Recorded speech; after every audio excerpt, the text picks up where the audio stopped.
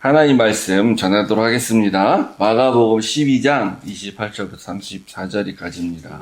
가장 큰 계명, 당신은 무엇을 가장 큰 계명으로 고르실까 한번 생각을 해보시기 바랍니다. 서기관 중 한 사람이 그들이 변론하는 것을 듣고 예수께서 잘 대답하신 줄을 알고 나와 묻되 모든 계명 중에 첫째가 무엇이나이까? 예수께서 이르시되 첫째는 이것이니 들으라 주 하나님 유일한 주시니라. 내 마음을 다하고 목숨을 다하고 뜻을 다하고 힘을 다하여 주 너의 하나님을 사랑하라 하신 것이요. 둘째는 이것이니 내 이웃을 내 자신과 같이 사랑하라 하신 것이라. 이보다 더 큰 계명이 없느니라. 서기관이 이르되 선생님이여 옳소이다. 하나님은 한 분이시요 그 외에 다른 이가 없다 하신 말씀이 참이니이다. 또 마음을 다하고 지혜를 다하고 힘을 다하여 하나님을 사랑하는 것과 또 이웃을 자기 자신과 같이 사랑하는 것이 전체로 드리는 모든 번제물과 기타 제물보다 나으니라. 함께 예수께서 그가 지혜 있게 대답함을 보시고 이르시되 내가 하나님의 나라에서 멀지 않도다 하시니 그 후에 감히 묻는 자가 없더라. 아멘. 하나님 아버지, 모든 하나님 말씀이 다 중요한 줄로 우리가 믿습니다. 그러나 그 중에서도 정말 하나님의 말씀 중요한 거 한 가지를 고르라면 우리는 무엇을 마음에 새기고 살아야 될지 이번 말씀을 통해서 한번 생각해보고 우리도 그렇게 믿음 가운데 살 수 있도록 하나님 말씀 가운데 역사하여 주시옵소서. 예수님 이름으로 기도했습니다. 아멘. 비유가 뭐 꼭 정확하지 않을 수도 있습니다. 근데 이제 우리가 살면서 이 집에서는 내가 뭘 가장 소중하게 여길까 하는 걸 생각을 다 안 하고 살죠. 그냥 있으니까. 근데 이제 만약에 갑작스럽게 예상치 않게 집에 불이 나면 이제 우리 권사님은 권사님 집이 아닌 뭐 이 위층에서 불이 났지만 어쨌든 그래서 불이 나서 대피를 해야 되는 상황이면 내가 원래는 아무것도 안 갖고 빨리 대피해야 되는데 이제 비행기 같은 사고에서도 뭐 가방 챙기려고 그러면 안 돼. 빨리 몸만 나와야 되는데 어쨌든 그냥 내가 하나를 뭐 챙겨 빨리 이건 가지고 나가야지 한다고 생각하면 그때 그게 가장 내가 중요하다고 생각하는 것을 무의식적으로 일단 들고 가겠죠. 뭐가 될지 모르지만. 이게 식구들 뭐 이런 애들이 있거나 이런 거 말고요. 그러니까 그 물건이다 썼을 때. 그러면 나중에 이제 자기가 나는 왜 이걸 들고 나왔을까라고 생각해 보면 거기에, 의미가 부여가 되겠죠. 나는 왜 이걸 들고 나왔나? 거기에 대한 의미가 나름 부여가 되고 스스로 이제 깨닫게 될 겁니다. 그래서 저도 말씀드린 것처럼 비유는 정확하지 않을 수 있는데 생각해 볼 수 있는 이제 좋은 하나의 예가 되는 겁니다. 그래서 우리가 이 성경 말씀 중에서 딱 하나만, 한 구절만 내가 생각했을 때 가장 중요하다라고 생각하는 것 한 구절만 선택해봐라. 한 문장이든 한 구절. 그러면 이제 우리가 난 뭘 중요하게 생각할까 이제 여러 가지 떠오르시게 될 거예요. 그죠? 근데 우리는 이제 신약도 있기 때문에 구약도 있지만 신약이 있기 때문에 신약에서 고를 수도 있고 그럴 것입니다. 근데 이제 당시의 사람들한테 이제 골라봐라 그러면은 당시 사람들은 이제 구약만 있었기 때문에 구약에서 고르게 되겠죠. 근데 구약에서도 직접적으로 하나님이 말씀하신 것 그게 이제 계명이에요. 계명 중에서 이제 고르게 됩니다. 근데 해보니까 하라 하지 마라 이렇게 구분은 되는데 613개의 계명이 구약에 있다. 이렇게 이제 율법학자들은 세봤어요. 그거를 또 이제 이렇게 또 하지 말라는 365개고 나머지가 이제 하라다 이렇게 또 구분해서 의미도 부여하긴 하는데 뭐 그렇게 필요는 없고요. 요 중에서 613개가 있는데 분란 상황 속에서 이 위기의 상황 빨리 하나를 선택해야 된다. 어떤 것들을 이제 내가 그런 말씀을 선택해야 할 거냐? 그게 이제 나의 선택이고 나중에 의미가 부여가 될 거예요. 난 이래서 이게 선택이 될 거다 하는 거죠. 그런데 이제 당시에 사람들도 이제 위기 상황 아니지만 이 613개 중에서 어떤 게 가장 중요할까라는 거에 대해서 자기들끼리도 논쟁이 있었습니다. 율법학자들 가운데.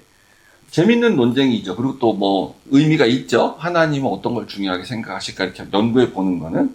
그래서 오늘 이 아까 읽으신 본문에 28절 첫 번째 보면은 서기관 중에 어떤 한 사람이 나왔습니다. 그들이 변론하는 것을 듣고, 그러니까 요게 지난주에 아마 사두개인들과 예수님이 부활 논쟁을 하시는 걸 들어보니까 그걸 들은 것 같아요. 아, 그러니까 내가 평소에 어떤 게 가장 중요한 계명일까 되게 궁금했는데 논쟁의 끝도 없고, 그런데 요분한테 가서 물어보면은 좀 대답이 있지 않을까 이렇게 오신 것 같아요. 이분이 워낙에 이렇게 뛰어난 분 같으니까. 그래서 첫 번째가 뭡니까? 모든 계명 중에 가장 중요한 첫 번째가 뭡니까? 이렇게 물어보는 거예요. 그래서 예수님이 이제 대답을 해주는 겁니다. 첫째는 하고 이렇게 쭉 대답을 했어요. 그 첫째가 이제 그거잖아요.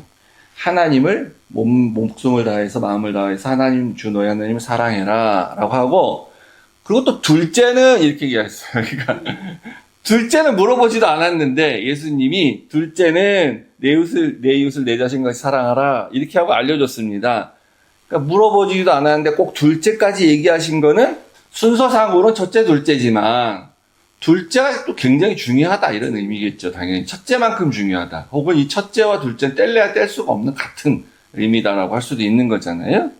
당시 율법학자들 사이에서 아까 말씀드린 것처럼 가장 기본되는 것, 가장 근본이 되는 것, 다른 말로 하면 가장 중요한 계명은 무엇이냐라는 논쟁이 있었습니다. 당연히 이제 아마 그랬을 겁니다. 그럼 논쟁이 있다는 건 뭡니까?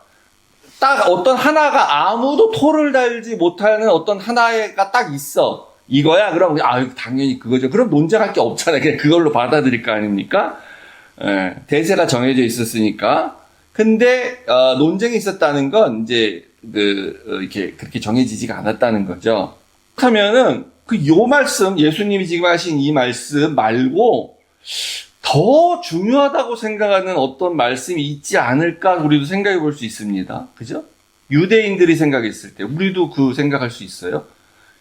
만약에 이 논쟁이 있었다면은 이 예수님 하신 말씀, 내 마음과 목숨을 다해서 하나님을 사랑하라는 그 말 말고 그거와 버금가게 중요하다고 생각하는 말씀 뭐가 있을까? 우리가 성경과 장절은 생각이 나지 않아도 어떤 주제 이런 생각이 날 수 있어요. 그죠? 왜냐하면 예수님이 하신 이 말씀 두 가지는요, 사실은 좀 추상적이에요.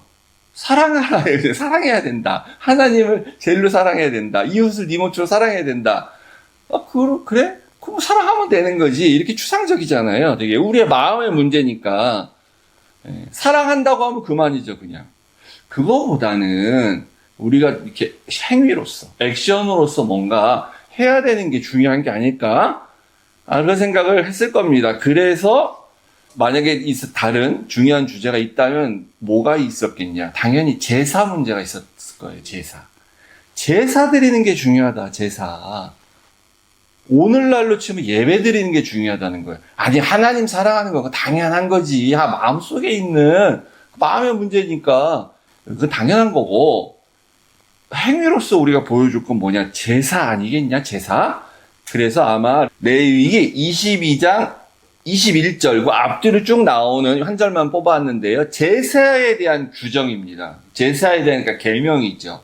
그래서 여기 이제 핵심적인 게 빨간 부분에 있는 너희가 제사를 지낼 때, 그리고 제물을 드릴 때에 온전한 제물을 드려서 흠이 없는 온전한 제물을 드려서 해야만 한다. 왜냐하면 그래야 여호와는 기쁘시게 받는다. 이제 이런 내용 아닙니까? 그러니까 정성 없이 흠 있는 제물을 드리면 하나님 기뻐하지 않으셔. 이것도 당연한 말씀이죠, 그렇죠? 그래서 이제 성전에서 그 제물을 그 염소나 양을 팔던 사람들이 왜 팔았어요? 네가 가져온 건 이게 다리 절잖아, 병들었잖아, 눈 멀었잖아, 흠이 싼데 하나님 그럼 기뻐하시지 않아 이렇게 한 거 아니겠어요? 그래서 이게 중요한 거야. 제일 중요한 건 이거야. 이거 죄도 우리가 그래야 용서를 받을 수 있잖아. 그렇게 규정을 하셨고, 아니 하나님 사랑합니다, 하나님 사랑합니다. 그럼 제가 용서가 돼? 하나님이 언제 구약에 네가 날 사랑한다고 고백하면 너를 용서해 주겠다고 하신 적이 있나요? 없잖아. 제사를 드리라 그랬잖아요. 희생제사. 그래야만 우리가 용서를 받을 수가 있고, 우리가 그래야 구약 당시에 생각하는 어떤 천국을 갈 수가 있는 거잖아요. 이게 얼마나 그러니까 중요합니까? 이렇게 말해도 토를 달 수는 없죠. 맞는 말이잖아요. 이의를 제기할 수는 없을 것 같아요. 그러나 예수님은 이렇게 얘기하지 않으셨어요. 답을 보면. 예수님의 관점은 다르다는 거죠. 그거 아니야. 이건 두 번째도 아니야. 두 번째는 내 이웃을 내 몸과 같이 사랑하라 그랬잖아요. 첫째는 하나님을 사랑해야 된다. 온 몸과 마음을 다해서. 그러니까 결국은 이제 이렇게 논리적 귀결이 되겠죠. 결국 이 올바른 제사라는 거는 하나님 사랑하는 마음에 대한 결과로서, 행위로서 하는 거지. 그잖아요? 근데 만약에 제사는 이렇게 드리는데 최상품의 그 제물을 가져와서 염소와 그런 최상품의 소를 가져와갖고 막 제물을 드리고 하루에 한 마리씩 마치 솔로몬처럼 1000마리를 다 태워가지고 내가 제사를 드리는 한이 있다 할지라도 그 제사는 결국은 마음이 없으면 고기 타는 거잖아요. 고기 태우는 냄새, 피 냄새. 그래서 하나님이 나 피 냄새 맡기 지겹다 이런 얘기도 하시잖아요. 백성들이 마음이 없이 하니까. 그래서 하나님은 항상 가인과 그 제사는 안 받으시고 제사만 안 받는 게 아니에요. 가인도 안 받은 거예요. 가인의 마음이 틀렸다는 거죠. 아벨과 그 제사는 받으시고 제사도 받고 아벨도 받고 아벨의 마음이 온전한 마음을 가지고 사랑하는 마음으로 드렸기 때문에 그랬겠죠? 그래서 우리는 이미 다 아는 거지만 우리가 드리는 이 진정한 오늘날 예배도 오늘날 어떤 만약에 제사가 있다면 제사도 그 근본은 우리가 하나님을 사랑하기 때문에 나는 드리는 거다라고 늘 생각하셔야 돼. 안식일이니까 나는 안식일을 지켜야 돼. 이게 아니야. 이거 같은 말일 수 있지만 달라요, 전혀. 가끔은 빼먹을 수도 있어요, 교회에. 주일 빼먹을 수 있어요. 아니, 나는 주일 성수를 해야 되기 때문에 예배를 드리는 거야. 나는 태어나서 한 번도 주일 성수를 안 한 적이 없어. 귀하죠, 귀해. 근데, 살다 보면은, 일요일날 우리가 비행기 타고 어디 가다 보면은, 일요일날 예배를 못 드릴 수도 있고요. 다음에 드리거나, 또 요즘 같은 시대에 온라인으로 될 수도 있고, 그렇잖아요. 근데 뭐라든지 간에 그 동기 근본은 나는 지켜야 돼. 나는 그렇게 완벽한 사람이야. 난 그래서 믿음이죠. 이게 아니라 내가 그렇게 하는 거는 하나님을 사랑하기 때문에 예배를 드린다. 그게 근본이 돼야 된다는 거죠. 그러니까 예수님은 첫 번째 그걸 꼽은 거 아닙니까? 근데 이제 요 본문은 그래서 전혀 어려울 건 하나도 없는데 이 본문을 읽으면서 우리가 요 유사한 거의 똑같은 내용이 마태와 누가복음에도 나오지 않습니까? 그런데 내가 기억하기로는 내용은 비슷한데 전혀 분위기와 대화는 또 다른 거가 여러분이 아마 생각이 날 거예요. 그걸 좀 잠깐 보겠는데 왜냐하면 이 마태복음 22장에는요 똑같은 상황에서 나와요. 사두개인들과의 토론 이후에 등장을 합니다. 그래서 같은 사람으로 보이긴 해요. 그러니까 여기는 서기관이라 그랬는데 여기는 율법사라 그랬죠? 그걸 그렇게 다르게 칭할 수도 있습니다. 서기관 율법을 연구한 사람이기 때문에. 근데 여기는 보면은, 마태복음에는 예수를 시험하려고 와서 물었다는 식으로 얘기를 하잖아요. 이것도 시험이란 건 뭡니까? 올무에 걸리게 하려는 의도, 이런 뜻이잖아요. 이분이 아나 모르나 이런 궁금하고 내 궁금증을 채워줄 이런 거보다는. 그래서 이 사람이 오늘 마가복음에 나온 사람이랑 같은 사람인가 아닌가 헷갈리죠. 왜냐하면 마태복음은 이렇게 얘기하고요. 끝에 가서 보면은 요 율법사를 칭찬도 안 합니다. 근데 오늘 이 사람은 이 서기관은 칭찬받죠. 그리고 이 서기관이 한 말 중에 아주 중요한 핵심적인 말이 있는데 이따 설명드릴게요. 근데 그걸 마태복음에 기록 안 해요. 그러니까 이게 같은 사람인 것 같긴 한데 아닌 것 같기도 하고. 근데 누가복음은요 또 10장에 나오는데 여기도 어떤 율법사나 율법교사, 서기관이나 같은 이제 사람을 볼 수 있어요. 여기도 예수를 시험하여 이제 와서 물어요. 근데 물을 때 제 큰 계명이 뭡니까? 라고 물은 게 아니라 어떻게 해야 영생을 얻습니까? 그때 젊은 부자관원 얘기할 때 나왔죠. 그 사람처럼 어떻게 해야 내가 영생을 얻습니까? 이런 식으로 물었어요. 그때 예수님이 대답해 준 게 또 아니에요. 이때는 예수님이 그래 네가 율법이 뭐라고 기록돼 있냐? 이렇게 질문을 했을 때 그 율법사가 첫째는 하나님을 사랑해야 된다. 둘째는 이웃을 사랑해야 된다. 이렇게 얘기했어요. 또 예수님 한 말과 똑같이. 그리고 이제 이 누가복음에서는 그 뒤에 사마리안 비유가 나오는 겁니다. 왜냐하면 누가 내 이웃입니까? 라고 물었기 때문에 누가 진정한 이웃이 되냐고 해서 그래서 같은 사람인 건지 다른 사람인 건지 마태와 마가는 같은 사람인데 다른 관점에 쓴 건지 누가만 좀 다른 사람이었는지 좀 여러 의견이 분분하고 알 수가 없는데요. 중요하진 않습니다. 마가복음에서는 되게 선한 의도로 와서 얘기했던 것 같고 뒤에 또 칭찬도 받고 이렇게 되죠. 서로 다 세 명이 다 다른 사람이다 라고 했는데 똑같은 얘기가 반복된다는 거는 이게 그만큼 중요하다는 말이다 라고 볼 수가 있겠죠. 여러 상황에서 이 말이 이렇게 되어졌다고 볼 수 있는 겁니다. 그래서 이 말씀이 너무나 당연한 것처럼 보이지만 의외로 굉장히 중요한 말이면서 물론 첫 번째 계명이 이거다 이렇게 했으니까 중요한데 어떤 의미에서 중요하냐가 이 마가복음에는 굉장히 핵심으로 나와요. 그냥 읽었을 때는 알 수가 없는 거. 자, 그래서 이제 보겠습니다. 같은 사람인지 아닌 사람 중요하지 않아요. 알 수도 없고. 이 34절에 보면 이제 이 서기관이 이렇게 와서 이제 앞에 뭐라고 대답을 했습니다. 그때 굉장히 이 사람이 지혜가 있다라고 보셨어요. 이 사람이 지혜 있게 대답한다고 보셨습니다. 그래서 어떻게 칭찬합니까? 내가 하나님의 나라에서 멀지 않도다 이렇게 했지 않습니까? 이 말은요 거의 이런 칭찬하고 같은 거예요. 그 수로보니게 여인한테 여자여 내 믿음이 크도다 이렇게 말하는 그런 거 있잖아요. 그다음에 로마 백부장에도 내가 유대인 중에서 이만한 믿음을 본 적이 없다. 조금 더 가면 이제 삭개오한테 이런 칭찬했잖아요. 오늘 이 집의 구원이 이르렀도다. 이 사람도 아브라함의 자손이다. 그러니까 이게 다 뭡니까? 너는 천국에 갈 거야. 너는 구원받은 사람이야. 이제 오늘날 친구야. 너는 천국 갈 거야. 니들이 그렇게 믿음을 보였기 때문에 그런 거예요. 십자가상의 오른편에 이렇게 달렸던 강도. 예수님이 그랬잖아요. 내가 오늘 나와 함께 낙원에 있을 것이다. 너는 구원받아. 넌 천국 가. 이렇게 칭찬하지 않았습니까? 그럼 이 서기관도 거의 비슷한 그런 유예요. 내가 하나님 나라에서 멀지 않도다. 그러니까 멀지 않게 가까이 있으면 갈 수도 있고 못 갈 수도 있다. 그런 말이겠습니까, 이게? 너는 네가 한 말을 믿음으로 고백한 것과 다름이 없기 때문에 너는 하늘나라에 들어갈 자격이 있어. 한마디로 너는 구원받은 사람이야. 이런 말일 수 있겠죠. 근데 이 서기관이 이제 앞으로 다시 가서 보면요. 별말을 안 했어요, 사실은요. 보세요. 예수님이 그렇게 얘기했잖아. 아까 그 누가복음에 나온 시험하려고 했다는 어떤 율법사가 정확하게 그 신명기와 레위기의 말씀을 딱 뽑아서 예수님이 원하시는 대답을 율법사가 그때 딱 했어요. 근데 칭찬받지 않았어. 근데 이 사람은 자기가 한 게 아니에요. 예수님이 그렇게 알려주고 이 사람은 한 거는 뭐냐면은 예수님 당신의 말이 맞아요 라고 동의한 것밖에 없습니다. 선생님이여 옳소이다.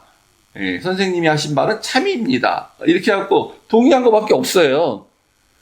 그럼 이건 누구나 다 할 수 있는 거 아닙니까? 옳소! 맞소! 우리 이 목사가 이렇게 설교할 때도 앞에 앉으셔갖고 아멘! 아멘! 옳소! 하는 거잖아요. 아멘! 아멘! 동의합니다. 맞습니다. 당신의 말이. 그러면 하늘나라에 가까이 갈 수 있나요? 자기가 그냥 말만 그렇게 옳소 하고 있으면은? 그거밖에 없단 말이에요. 지금까지 예수님 따라다니는 사람들도 다 예수님한테 예수님 옳소 그러면서 하고 다니고 있는 사람들이 전부 그 사람들도. 그래서 별말 한 게 없는 것 같은데, 이거 자세히 보면, 이거 그냥 읽으면 모릅니다. 굉장히 중요한 말 한마디를 합니다, 이 사람이. 33절 뒤에 보면은, 선생님 말씀이 다 맞습니다. 옳습니다. 저도 다 동의해요. 선생님 말씀 참입니다. 그래서 한 가지 덧붙였어. 해석을 하나 자기가 덧붙였어. 33절 보세요. 또 마음을 다하고 지혜를 다하고 힘을 다해 하나님을 사랑하는 것과 첫 번째라 그랬죠. 또 이웃을 자기 자신같이 사랑하는 것이 두 번째 예수님이 하신 얘기예요. 한번 같이 볼까요? 빨간색. 전체로 드리는 모든 번제물과 기타 제물보다 나으니라. 요거보다 이게 나은 겁니다. 이렇게 얘기를 했죠. 전체로 드리는 모든 번제물과 기타 제물, 전체로 드리는 게 모두 홀리 다 드린다는 겁니다. 이 제사 드리고 제물 드리는 그것보다, 근데 그거 굉장히 중요한 거예요. 올바른 제사 드리는 거 굉장히 중요한 거예요, 당시에. 근데 이 사람이 뭐라 그랬냐면, 그렇게 제사 드리는 것보다 되게 추상적이고 마음만 얘기하고 올소하고 그냥 다 동의하면 될 것 같은 그 말, 예수님이 하신 그 말, 그게 더 중요한 겁니다 라고 얘기를 했잖아요, 이 사람이. 제사와 제물을 드리는 행위보다 더 우선적이고 중요한 건 마음이야 라고 이 사람은 말을 한 겁니다, 지금. 그러니까 아까 말씀드린 것처럼 하나님과 이웃을 사랑하는 마음이 없으면서 제사를 아무리 잘 드려봐 이건 위선이야. 그건 소용없어. 그잖아요. 그거 구약에서 계속 하나님이 백성들에게 경고하는 말씀 아닙니까? 그러니까 이 서기관도 하나님의 마음을 아주 정확하게 아는 사람인 거예요. 다윗 왕도 그랬고 믿음의 사람들 다 그랬던 것처럼. 가장 중요한, 우리 입장에서 가장 중요한 계명이란 거는 하나님 입장에서도 가장 중요한 거야 되잖아요. 그죠? 근데 만약에 제사와 관련된 것이 하나님한테 가장 중요한 거라고 하면은, 그러면 하나님 이걸 내가 중요한 거기 때문에 너희들한테 제사 잘 드리라고 줬어. 그러면 어떻게 해야 됩니까? 하나님이 일단 백성들이 제사는 드릴 수 있는 환경을 만들어 줘야 되잖아요. 그래야 제사를 잘 드리든지 말 드리든지 할 거 아니야. 그리고 중요하다고 말을 해야지. 너희가 제사를 드리게 되어져 있는데 잘 드린다 못 드린다 이거 중요해 잘 드려야 돼 이렇게 말을 하는 게 말이 되잖아요. 근데 하나님이 제사 자체를 아예 못 드리는 환경을 만들어 놓고 제사가 중요해 이렇게 말하는 게 말이 됩니까? 제사를 못 드리는 환경이 뭐예요? 성전이 파괴됐어요. 나 그때 구약시대에. 성전이 없어졌어. 백성들은 다 포로로 잡혀갔어요.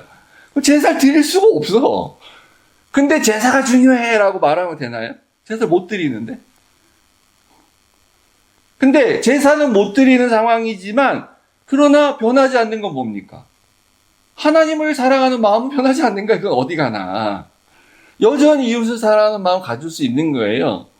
그러면 그 마음은 어떻게든지 표현할 수가 있는 거야. 제사 못 드리더라도. 그러니까 이렇게 말하면 안 되는 거예요. 우리 제사를 지금 못 드리는 상황이야. 제사 성전도 없어.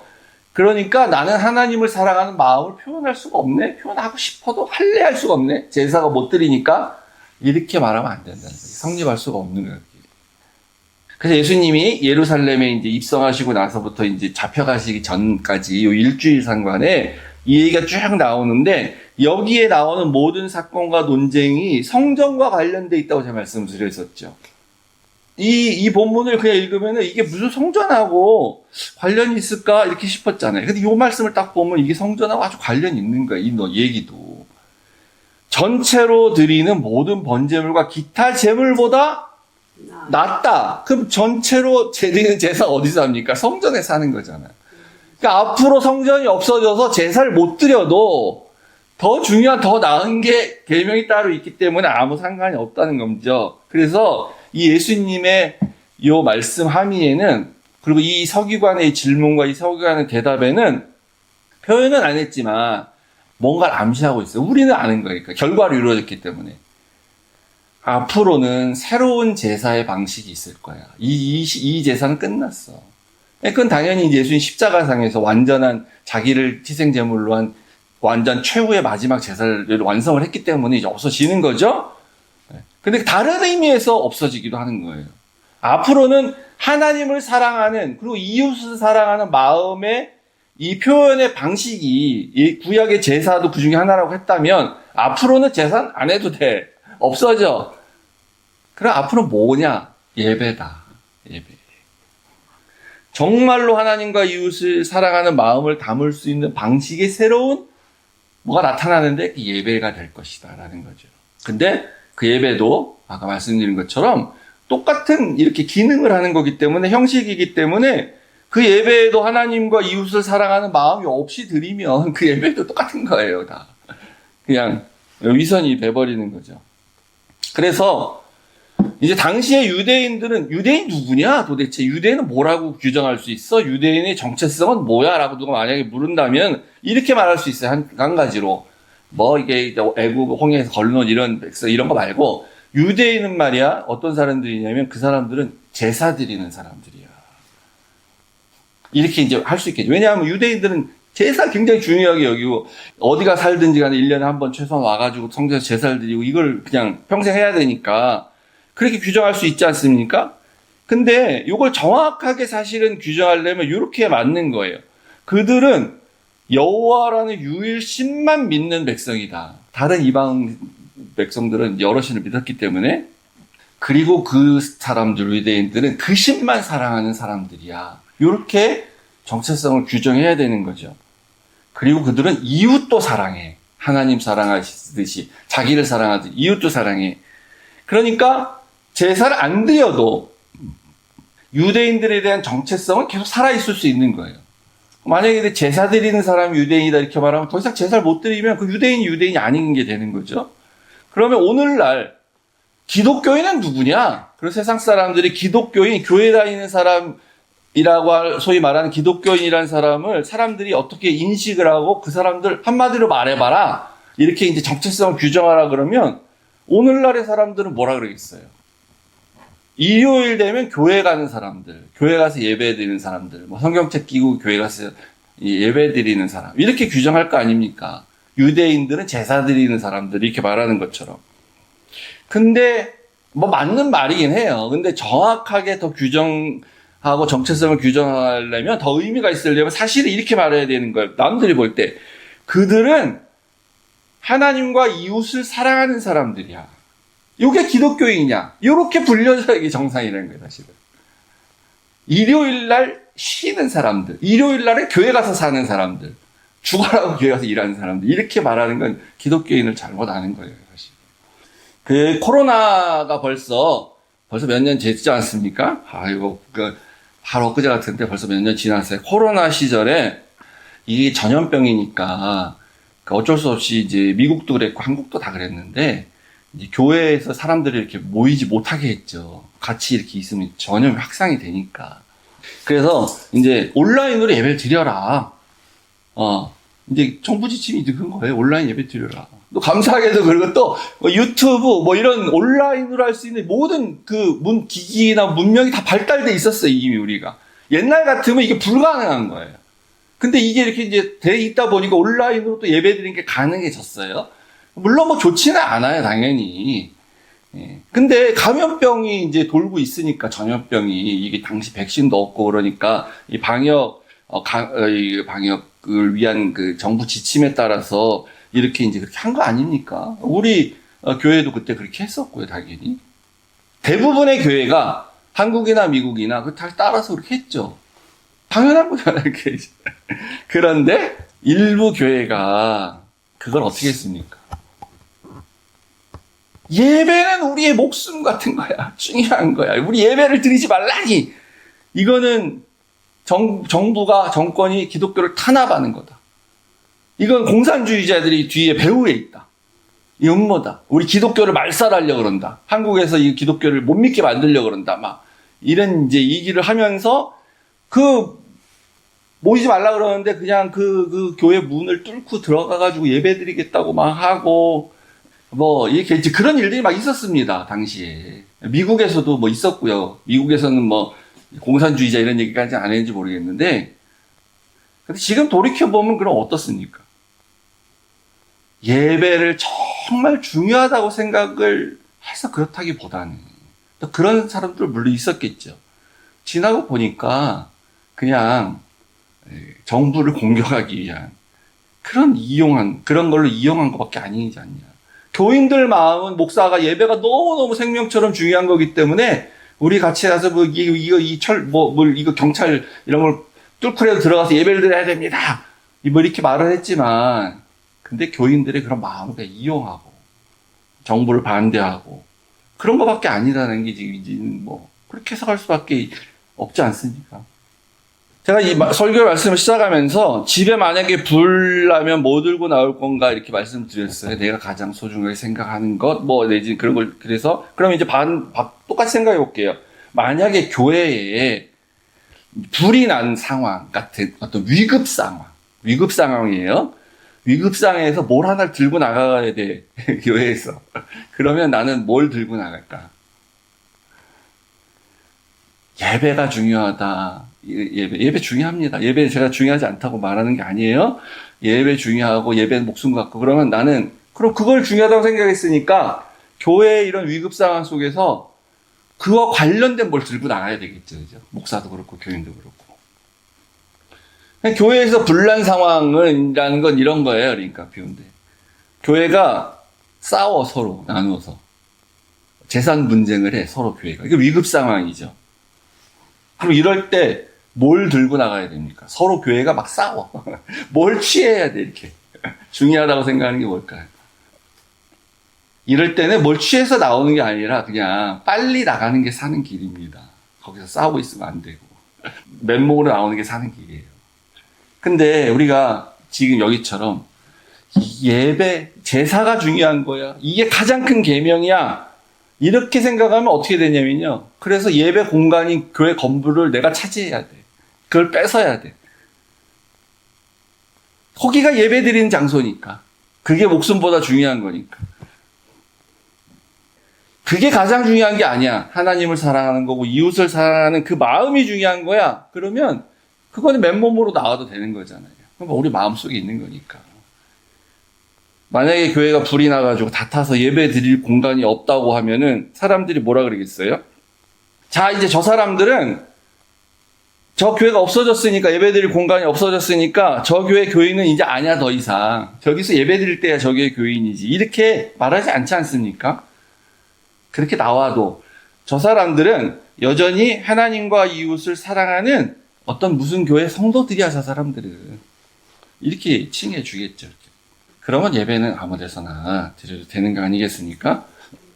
우리 하늘시학교에도 이런 마음을 가지고 그런 교회 사람들이 볼 때 저 사람들은 저기 어디 무슨 길 어디 몇 번지 스트리트에 어디서 예배드리는 사람들 그 사람들 그 교회 사람들 그런 사람이야 라고 하는 것도 뭐 틀린 말은 아니지만 근본적으로 저 사람들은 하나님을 사랑하고 이웃을 사랑하는 어느 교회의 성도들이야 라고 그렇게 칭함받는 교회 되길 주의 이름 축복합니다.